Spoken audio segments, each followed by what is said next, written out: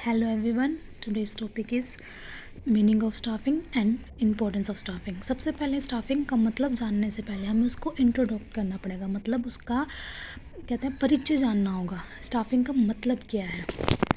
Staffing का मतलब है, पहले इसका परिचय जानते हैं। Staffing the success of any organization does not depend upon the physical और फाइनेंशियल रिसोर्सेज। हमें जानते हैं कि जो सक्सेस है किसी भी बिजनेस की, वो ना तो किसी फाइनेंशियल और ना फिजिकल और फाइनेंशियल रिसोर्स पर डिपेंड करती है, but it depend upon the utilization of this resources by human resources. मतलब इनका किस तरीके से इस्तेमाल करना है, किसके द्वारा? ह्यूमन रिसोर्स के द्वारा वो डिपेंड करता है। So hard working efficient people are the most important asset of an organisation. यानी hard work is very important. The key of success मतलब ऑर्गेनाइजेशन की सक्सेस किस पे डिपेंड करती है? Is the right person at the right job position. यानी सही बंदे को सही काम सौंपना क्या है? Key of success.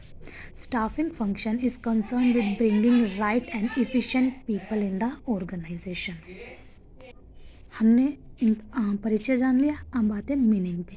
मीनिंग क्या है? देखो, प्लानिंग और ऑर्गेनाइजिंग के बाद जो तीसरा फंक्शन आता है ना, किसका? मैनेजमेंट का। कौन सा आता है? वो आता है staffing.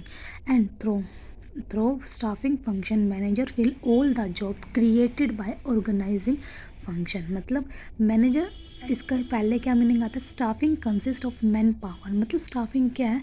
Man power, planning, recruitment, selection, training, compensation, promotion करना, मेंटेनेंस ऑफ मैनेजरियल पर्सनल। यानी लोगों को अपॉइंट करना, प्लान करना, मैन पावर एक तरह से, उनको रिक्वायरमेंट निकालना, उनको सिलेक्ट करना, लोगों को फिर उनकी ट्रेनिंग कर देना। अगर कंपनसेशन कब दी जाती है? जब कुछ हो जाए, बुरा हाल, मतलब कुछ एक्सीडेंट हो जाए तो उनको कंपनसेट करना।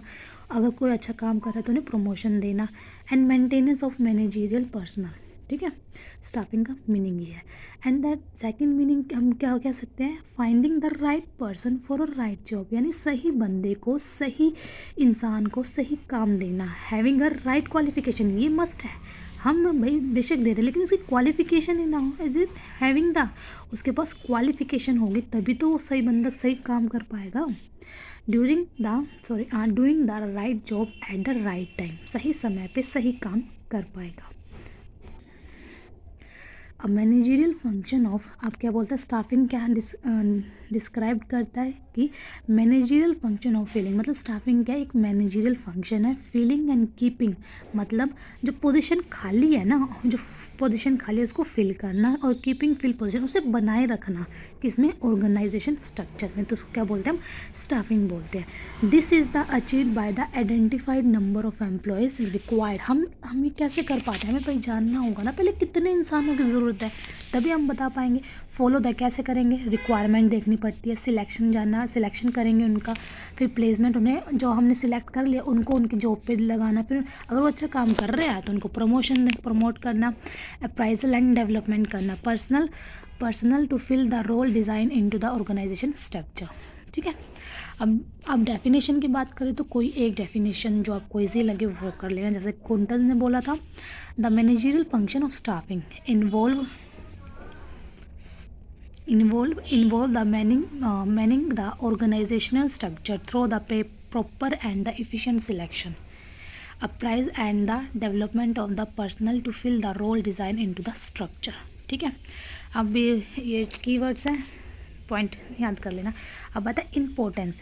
हमारा टॉपिक का लास्ट, इस वीडियो का लास्ट टॉपिक है इम्पोर्टेंस। भाई हम क्यों ज़रूरी है स्टाफिंग किसी भी ऑर्गेनाइजेशन में? हम बोल सकते हैं नीड क्या है भाई, ज़रूरत क्या है स्टाफिंग की, उसके फ़ायदे क्या है, एडवांटेजेस क्या है। सबसे पहले efficient staff can help to attain number 1 position in the market.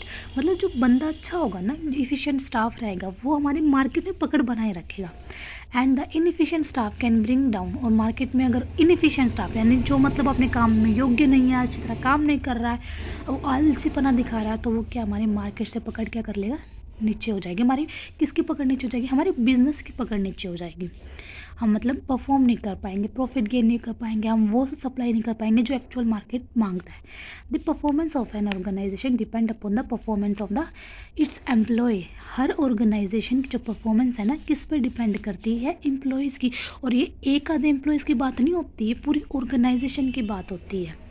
Proper staffing ensure following benefits of the organization. 7 है, 7 पॉइंट्स हम एक एक करके करते हैं। पहला रहता है filling the role by obtaining the competent person, मतलब सही बंदे को रोल। एक मिनट है, staffing function is needed to fill the job position.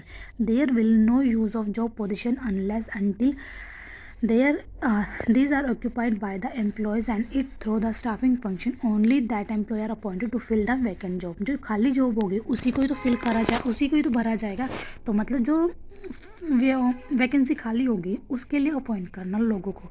हमने अपॉइंटमेंट निकाल दी, फिर क्या करते हैं हम, हमारे पास सही बंद, मतलब मान लो एक पोस्ट निकली है, लेकिन लोगों ने हमें एप्लीकेशन फॉर्म कितने मिले, 100 के करीब मिले। अब हम उसको देखेंगे भाई, हम देखेंगे हमारी रिक्वायरमेंट क्या है, वो बंदा कैसे क्या कर सकता है, उस हिसाब से फिर क्या करते हैं, placing right person at right job.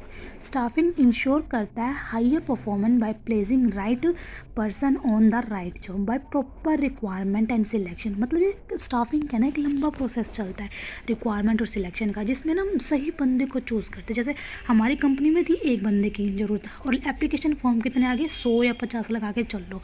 लेकिन हम क्या करते हैं, सिलेक्शन वगैरह करते हैं, मतलब अच्छा एक लंबा प्रोसेसर चलता है इसमें।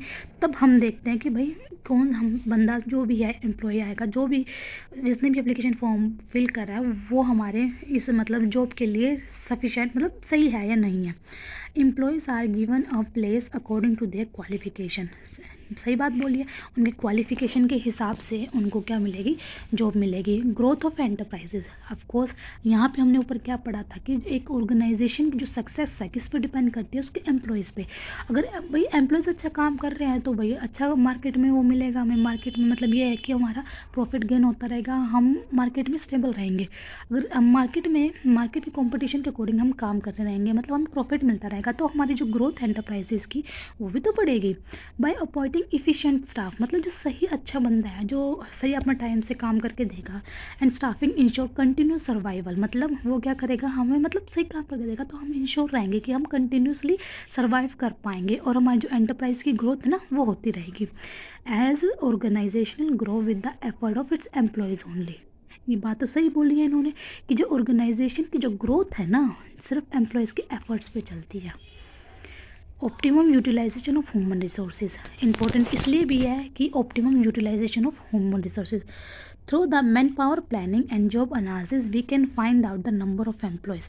हम ना ये देखते हैं कि जब हम जॉब एनालिसिस निकालते हैं भी हम देखते हैं भी हमें कितने नंबर ऑफ़ एम्प्लॉयज़ कितने चाहिए एंड टाइप्स ऑफ एम्प्लॉय चाहिए कितने, मतलब किस तरह के बंदे चाहिए, हमें क्लर्क की पोस्ट के लिए चाहिए या पीएन की पोस्ट के लिए चाहिए, किस की पोस्ट के लिए चाहिए, रिक्वायर्ड इन द ऑर्गेनाइजेशन। ठीक है, so there are no chance of overlapping. मतलब अगर हम भाई देखो जो सामने वाला ये चेक कर रहा है कि हमें कितने बंदों की रिक्वायरमेंट है, तो फालतू के लोगों के लिए तो हम निकालेंगे ही नहीं, ना शॉर्ट कम, ना ही हम फालतू के लोगों को ऐड करेंगे, ना ही थोड़े लोगों को। अगर हमें 5 बंदों की ज़रूरत है अपनी ऑर्गेनाइजेशन में तो हम 5 को अपॉइंट करेंगे और 5 के लिए ही 5 अपॉइंट करेंगे, ना तो ये ज़्यादा होगा ना ये कम होगा और ना under utilize of the person और ना ही कम यूज इस्तेमाल किया जाएगा।